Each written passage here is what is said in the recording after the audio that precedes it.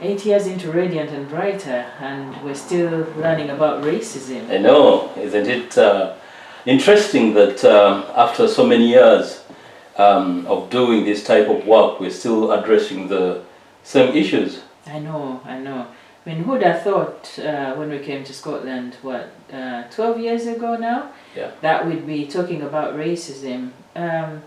Coming from Uganda, we didn't really even know what racism was.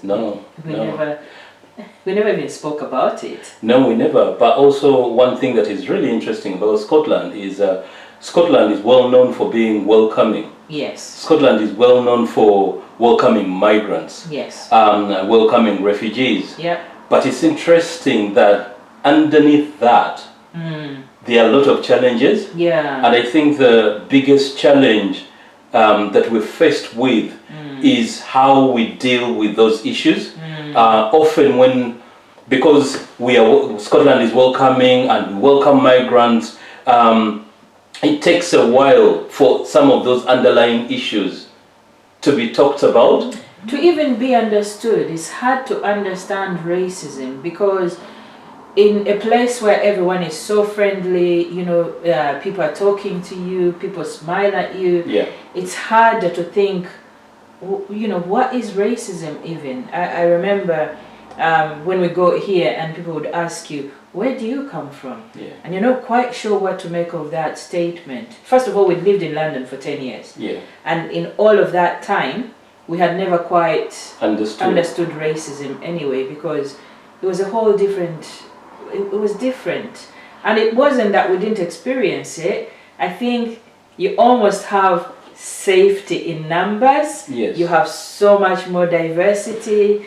But also the other thing about the difference between London and here is, despite the fact that it's there in London and it's still there, but at least you see people at different stages in the workplace. Yes. So you, when it comes to finding jobs, you will go to a company, an organization, and your manager will be a person from the BEM community, your supervisor and things like that.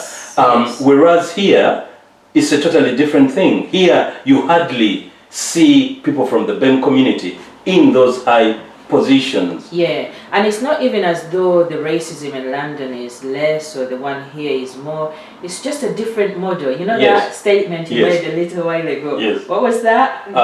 It was saying that racism sometimes shows itself like a new Cadillac. Every year there's something new that comes out. Yeah, there's a new model. Yeah, there's a new model. So it seems like every place you go to, there's a different type of racism. Yes. Every organization you go to, it displays itself in a different way. Yes. So you can never think that this is how it's done, and therefore let us look out for that.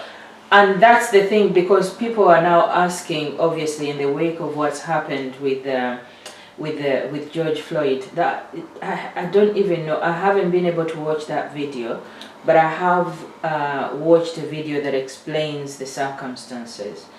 And I've seen the picture, but every time I see it, it feels worse. But the situation with George Floyd, for me, it looks like it's a culmination of what racism really looks like, the ugly face of racism. That this guy knelt on him, the other guys were kneeling on him as well. They knew that they had power. They knew that they had that privilege. It's almost as though every time I saw it and I looked at this guy, in his eyes, it's like he knew he was comfortable and confident and able to do that, and that he would get away with it. He almost had that almost satisfaction of, I can do this. Yeah, but don't you think that that is the extravert kind of thing? Yeah, like whereby sometimes you mean people, the overt, the overt type of racism. Yes, whereby people sometimes mainly people look at that and think, wow, that is terrible. I can never do that. So I'm not racist. Exactly. Yes. Yet sometimes alongside that, actually, before people get to that, yes, there is that subtle. Yes, and it's not even just that it's subtle. It's just a million of little things. Yes. By the time this guy comes to that stage, yes, there are already a million of little things that people have experienced and that they have expressed in that make people experience racism. You know, from our perspective. I do remember, even in our work, sometimes it catches you out. It does. Yeah. You think you know what it looks like. Yeah. You think you've built the wall and you're going to be able to protect yourself. You're going to challenge it when it comes, and then somebody does something and you think, what was that? I mean, we experience it a lot in terms of even working with the wider community, because often you hear about, companies are encouraging every company to collaborate and work together, and partnerships and all that. Yes. And all that is fantastic. And when a black-led organization wants to be part of that, it seems like every time you want to be part of the big picture, the goalposts are changed. Yes. And while the goalposts are changed, the language changes as well. Yes. So while we are saying refugees are welcome, when you want to get involved with whatever is happening, it's shifted to something else. Yes. We hear about things like inclusive growth. Yes. When you try to, as an organization, try to be part of that, the goalposts are changed. So constantly, as a black-led organization, you're trying to catch up with the changes that are taking place, and the goalposts are they keep on changing. So, but it changes, it changes to the benefit of the other side. Yes. Not to your benefit. Yes, and that is the problem in Scotland. I think what I find challenging in Scotland is the fact that the type of racism we experience is not necessarily obvious to everybody, and that kind of racism is insidious. Yes, yeah. Because you think you are going to make progress, but you don't. Yeah. Every time you try to make progress, you're pushed back. And that pushback, if you even try to push back, it's like, oh, why are you so angry? Yeah. You know, are you don't understand.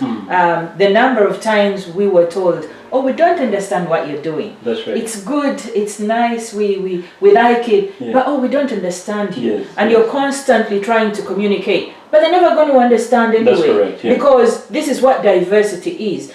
You can say you don't understand, but that is lazy. There is a need for the organizations, the structures, the systems to not just say, I don't understand, but to try and understand that diversity is different.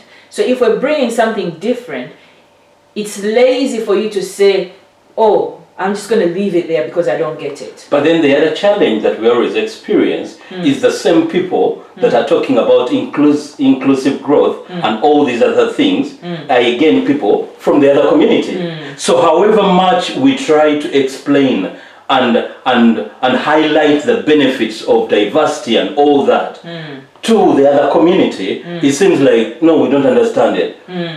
It's shameful actually to see that even now in 2020, we're still talking about these things. I know. And yet, worldwide, we seem to recognize it, and we seem, right now, because of this hashtag Black Lives Matter, everyone is jumping on that bandwagon, and they're saying Black Lives Matter, which is a good thing. Yeah. But what actions are we putting in place? Exactly. And I think on that note, that is where we want to say, we need not just to talk about it. I think talking about it is good. Yeah. We need to have this discussion. First of all, in Scotland, we don't even have the discussion because it's very uncomfortable. I mean, I've watched through this period, and the recent march that has come out in Scotland in way of talking about racism. I think we need to open up the discussion. But alongside with the discussion, we need to have action. Yeah. We need to do things. We need to move it forward. One of the other things that